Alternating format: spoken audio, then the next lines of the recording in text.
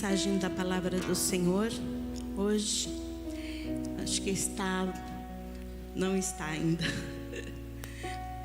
Há esperança, o renovo chegou. Então nós vamos falar sobre esse renovo, sobre essa graça. E antes de entrar mesmo no tema, eu gostaria de ler com vocês Isaías 41:8. Ele não é o tema, para que a gente possa fazer a nossa oração, entregar as nossas vidas ao nosso Salvador. Quando em Isaías 41:10, ele nos diz o seguinte: por isso não temas, pois eu estou com você. Não tenha medo, pois eu sou o seu Deus. Eu o fortalecerei e eu o ajudarei. Eu o seguirei com a minha mão direita vitoriosa. Vamos orar? Deus querido, nós te louvamos, Senhor, por toda a graça maravilhosa, essa graça que sustenta a nossa vida, essa graça que faz a gente levantar, essa graça que faz a gente adorar, essa graça faz com que a gente vá à tua casa, essa graça faz com que a gente fale aos demais, que encoraje os demais ou que somos encorajados por outros, Pai. Esta graça, essa vitória acompanha a igreja de Deus pelos séculos e séculos, e nós te adoramos por isso. Dai-nos uma boa palavra, Senhor. Meditei nela, Senhor. Oh, meu Deus, e quero transmiti-la com responsabilidade e temor, Pai. No nome de Jesus que te agradeço. Obrigada, Senhor. Amém. Os irmãos podem assentar-se. Eu gostaria de fazer umas perguntas aqui de alguns acontecimentos. E eu creio que alguns sabem o que aconteceu. O que aconteceu, irmãos, no dia 11 de setembro de 2001? Alguém lembra? 11 de setembro de 2001, alguém lembra? Algum fato? Olha, uma aí. O que aconteceu em 6 de agosto de 1945? Nossa, muitos não eram, nem pensavam em nascer. Em 6 de agosto de 45, teve acontecimentos. Houve a primeira, mas eu vou falar sobre isso, né? E o que aconteceu em novembro de 2015? É difícil a gente lembrar datas, né? 2015 ocorreu um fato, uma tragédia, a tragédia de Mariana. E se eu perguntar para vocês alguns acontecimentos para as mães, elas vão saber a data de nascimento, o que foi, coisas importantes, ou algum acontecimento que marcou as nossas vidas. Acontecimentos esses que são lembrados, marcados, eles fazem alguma coisa promover na nossa vida. 11 de setembro de 2001, a gente até falou na lição de algumas coisas ali, e 11 de setembro aconteceu os ataques ou atentados terroristas, né? Eles foram uma série de ataques suicidas contra os Estados Unidos. Na manhã daquele dia, o mundo todo estava no seu ritmo normal. As bolsas funcionando, as pessoas foram para aquelas torres ali, que era um centro ali econômico muito importante. Quando a gente via alguns filmes, e até hoje os filmes antigos, aparecem aquelas duas torres. E a gente fica imaginando, hoje eles não aparecem, se fosse um filme hoje.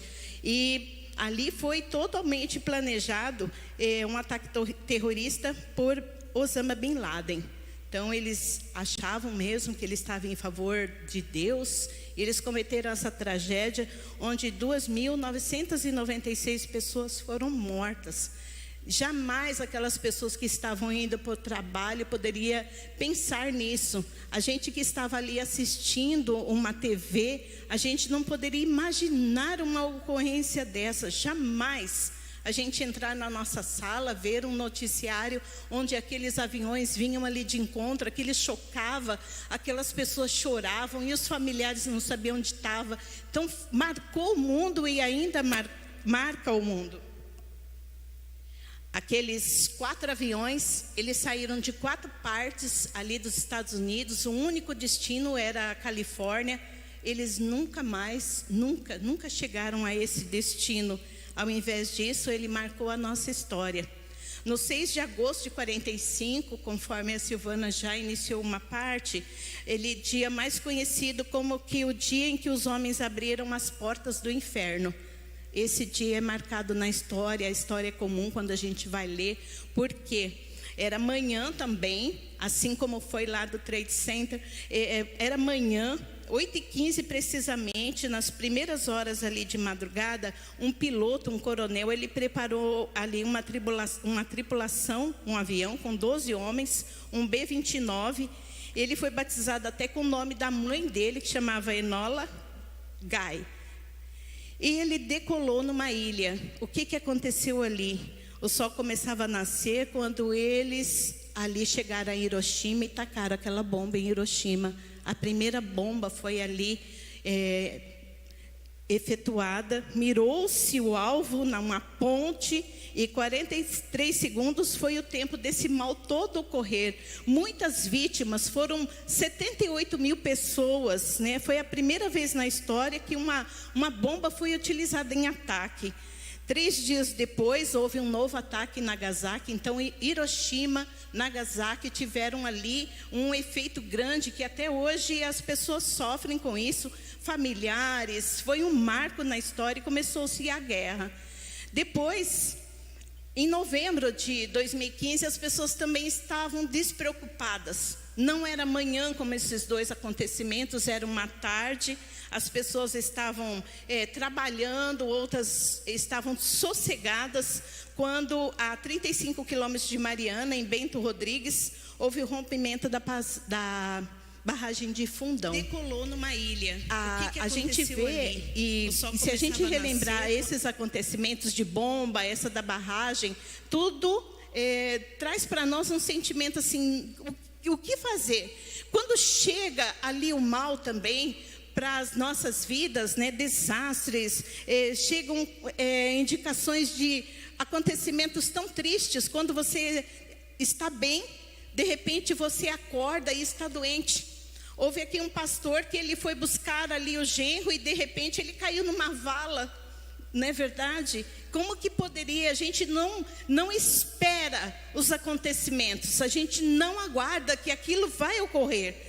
Eles trazem inúmeros sentimentos, e um dos sentimentos para nós, além daquela angústia que pode ser um mal físico, pode ser um mal emocional, pode ser um mal de quebrar alguma coisa nossa, ou do desespero da morte. A gente não aguarda, está tudo bem quando há uma notícia. E aí o mundo vive hoje em dia ainda sobre os efeitos desse vírus. E a gente foi pego de surpresa. E o que a gente vai fazer? De repente a vida está sorrindo para nós. Está tudo bem, a gente está muito feliz. E acontece alguma coisa que no momento ele traz um sentimento para nós que é de desesperança. E você? E eu? Onde está firmada a nossa esperança? Onde está a nossa firme esperança, ou ela faz tremer essa esperança? Eu gostaria que a gente pudesse ir lá no livro de Jó, e eu vou falar sobre essa personagem, além de outras. Jó, no capítulo 1, ele vai dizer aqui de um acontecimento para Jó que é bem conhecido, muito conhecido. O Jó 1, de 1 a 5, ele nos diz assim, que na terra de Uz vivia um homem chamado Jó.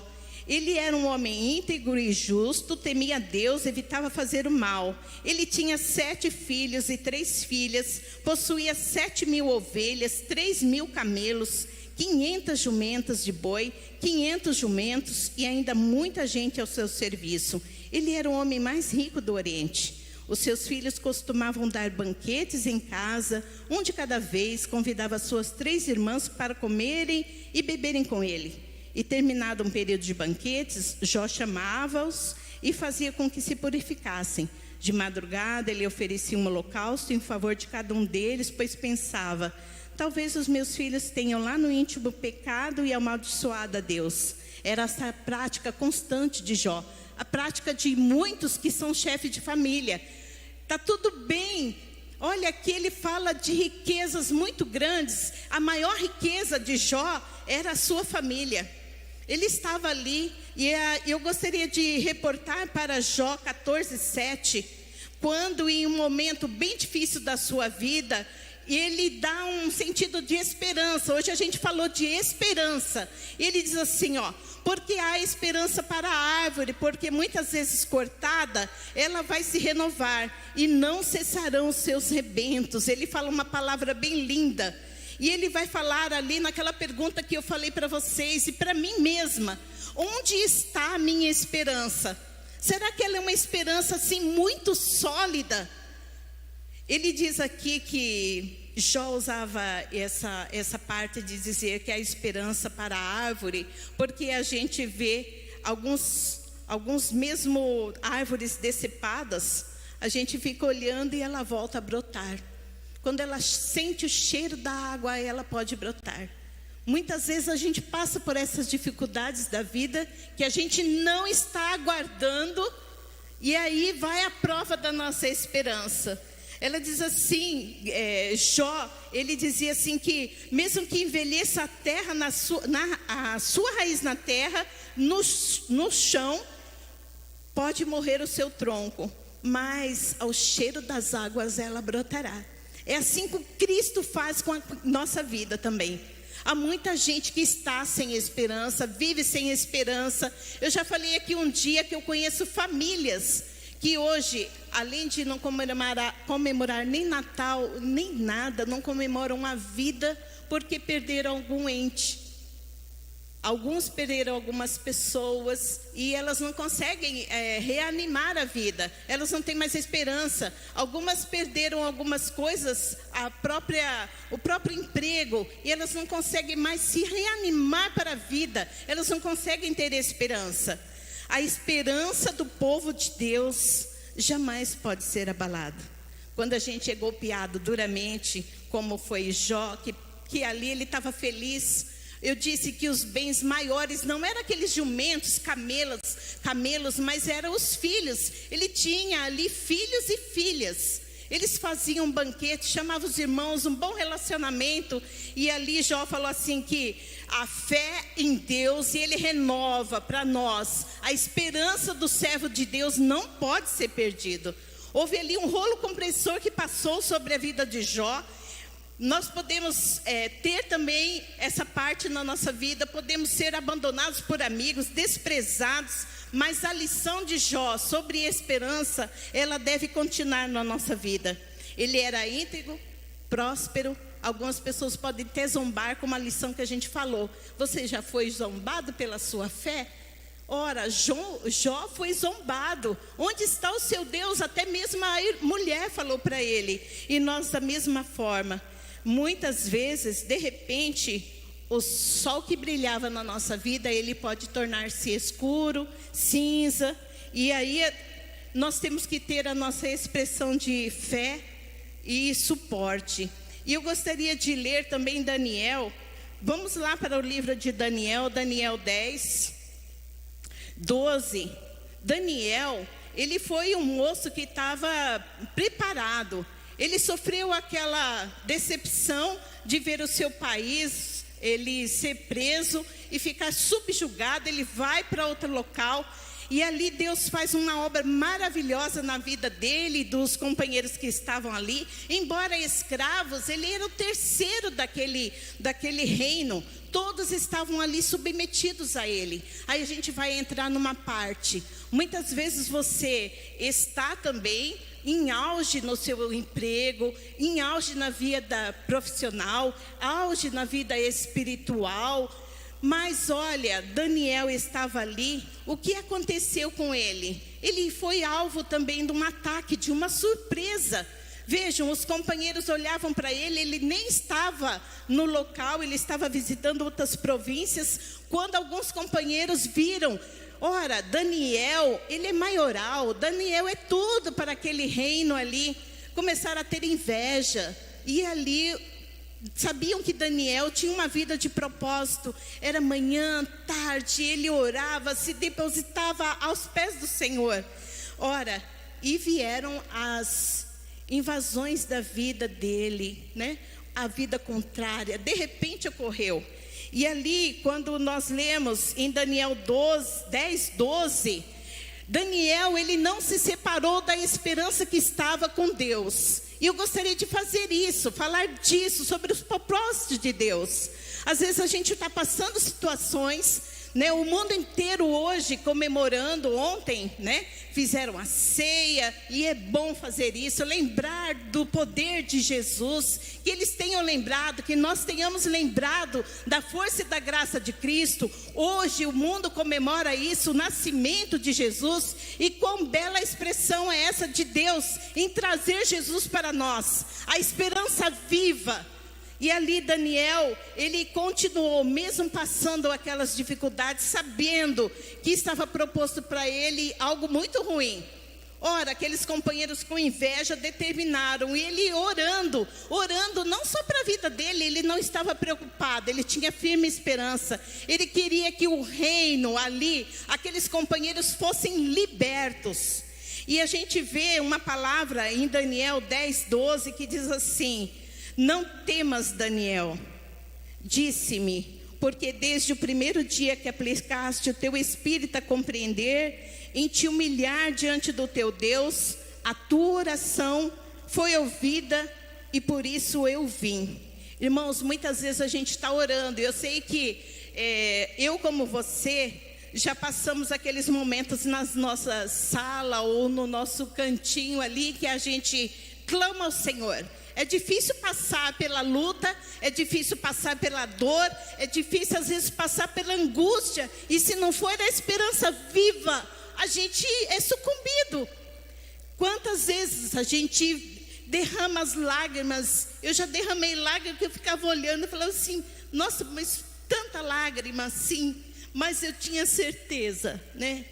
Quando a gente se levanta dali, Jesus está enxugando as nossas lágrimas e dá aquela esperança inconfundível para aquele que conhece a Ele. Ora, Daniel, ele estava ali, e um acontecimento bem importante, descrito ali no capítulo 5 e verso 29. Ora, Daniel, ele vai ali com os companheiros dele, e eu falei que ele foi reconhecido. Embora ele não era daquela linhagem toda, por ordem de um rei, Beltesazar, vestiram Daniel com manto vermelho, puseram nele uma corrente de ouro no pescoço e proclamaram ele terceiro do rei. Então a gente pode imaginar assim, aquele que é governante, ou aquele que é pai de família, aquele que é pastor, aquele que é líder no serviço, ele não passa dificuldade, passa sim. Ele era terceiro do seu reino, privilegiado, mas vem os dias maus. Há deserto na vida daquele que confia também em Deus. Há deserto sim. Nos momentos ali que Daniel estava, ele sabia: haverá um movimento, eu preciso livrar o meu povo, mas teria que confiar no Senhor. Muitas vezes a gente verifica na palavra de Deus algumas situações que parecidas com o de Jó, também de Daniel, em que há aquele sufoco, aquele momento bem difícil. Nós vimos da dor de um homem que estava ali, quando um espírito imundo se aproxima de Jesus. Aquele homem está sofrendo, está definhando, e a dificuldade daquele pai. O filho é trazido para ali, para o conforto. Ele está com espírito imundo. Às vezes ele intentava arremessar-se na água ou no fogo. Que dor! Dor de um pai que traz alguma coisa para Jesus. Aquele filho sofrendo aquelas convulsões. E tem irmãos também que têm essas passagens na vida, filhos com dificuldades. Ele ouviu falar de Jesus, mas ele teve a decepção de não encontrá-lo no primeiro momento, e os discípulos, eles fracassam ali em levá-lo a Cristo Jesus. A oração ela é sempre ouvida, irmãos. A nossa oração, ela é sempre ouvida. Pode ser que um instante ele pode demorar, ela pode ser adiada, mas ela é ouvida. Assim como o Daniel, eu digo desse impedimento na resposta, porque Daniel, ele orava constantemente, eu falei 3 vezes ao dia, e estava um impedimento muito grande para ele ter a resposta. Pode ser que a gente tenha semanas e meses orando com ansiedade e lágrimas e a gente não entende. Daniel desconhecia o homem muito amado que ele era. E aqui, quando vem o anjo e fala para ele: Daniel, não temas, pois desde o primeiro dia que aplicaste o teu espírito a compreender e que te humilhaste diante de Deus, a tua oração é ouvida. Ele teve impedimentos, irmãos, e a gente vai saber depois que existia um mensageiro que impedia de chegar a resposta a Daniel. Muitas vezes a gente está orando, a gente ora uma semana, não veio a resposta. A gente se aplica ao nosso coração, a gente começa a perder a nossa esperança, a gente imagina que Deus não está ouvindo. Mas Daniel, ele tinha um comportamento ali de continuar na oração, ele continua nessa oração, ele continua nesse ambiente sobrenatural de crer, e esse anjo vem para ele. Muitas vezes, se a gente pudesse ver os arranjos que Deus faz, os planos de Deus faz para vir ao nosso encontro, a gente se alegraria. A gente não conhece, a gente fica desesperado, a gente fica sem esperança. E se a gente pudesse ver a ação de Deus, do Espírito Santo, a tratar aquilo que a gente está com esperança de receber, a gente ficaria mais calmo. Mas ainda nós somos humanos. Se a gente pudesse ver o mensageiro no nosso caminho, os nossos corações ficariam cheios de alegria. O anjo disse para Daniel: ora, você iniciou o tratado de orar e as suas orações foram ouvidas. Isaías 59.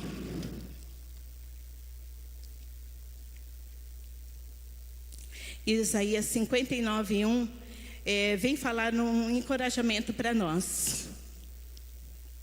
E diz assim: eis que a mão do Senhor, ela não está encolhida para que não possa salvar, e nem o seu ouvido tapado para que não possa ouvir. A indicação aqui de Isaías, ele diz para nós assim, ó: tenha esperança, confie, vá, ore, suplique, tenha esperança, Deus virá ao seu encontro, e isso daí vai ser impactante. A gente já viu acontecimentos, e vocês mesmos nas suas vidas podem verificar que Deus foi impactante. Ele sai do seu trono, o trono de glória de Deus, e Ele vem para mim, para você que somos tão pequenos. Ele sai e ouve o nosso clamor, o clamor do pequeno, do falho, e vem guerrear para nós. E Ele mesmo que vence as coisas. As coisas externas, elas podem ocorrer, podem sair do controle algumas situações. A gente não tem condições de saber o que vai ocorrer. Foge do nosso controle. Mas o controle do mundo está sobre Jesus. Vejam, o mundo comemora hoje, 25 de dezembro. Eu falei que algumas pessoas não têm mais alegria, sem esperança. Mas o que Deus fez para o mundo foi trazer essa esperança eterna, e que Ele vai voltar um dia. Essa é a esperança eterna do mundo. Os cegos, as cenas obscuras, eles podem até tirar o brilho dos nossos olhos, converter em lágrimas, mas a esperança daquele que ouve as palavras de Cristo é intensa. Eu me lembro no dia 25 de dezembro, e eu sou uma das pessoas que teve um acontecimento na nossa vida. 25 de dezembro, eu estava grávida da Mariana, era 95, ano de 95. A mãe estava comigo lá em Santos, e de repente a gente o mundo estava todo feliz, preparando coisas, e de repente a gente teve a notícia de um dos nossos sobrinhos, ele esteve comigo de manhã, levou uma cestinha, 16 anos o menino. Quando chegou à tarde, alguém ofereceu para ele para que ele estivesse na praia. Não era um dia que estava ensolarado, não. Era um dia que estava com nuvens. E a pessoa mesmo assim insistiu para que ele fosse. Ele se afogou, né? Então, 25 de dezembro para nós era aquele momento ali. Mas para alguns ele tem essa parte, olha, eu vou esquecer da vida, não vou ter esperança, né? Eu estava grávida, então eu lembrei de Cristo, e nós temos que lembrar do amor de Cristo, a esperança do Deus verdadeiro. Para que Deus mandou o seu Filho? Para que a gente tivesse esperança, tivesse vida eterna, e a gente está aguardando por isso. Muitas vezes a gente fracassa, mas a esperança ela deve conter o nosso coração, a nossa vida, a nossa paciência. Olha, no impossível, Jesus intervém. No impossível, Jesus vem.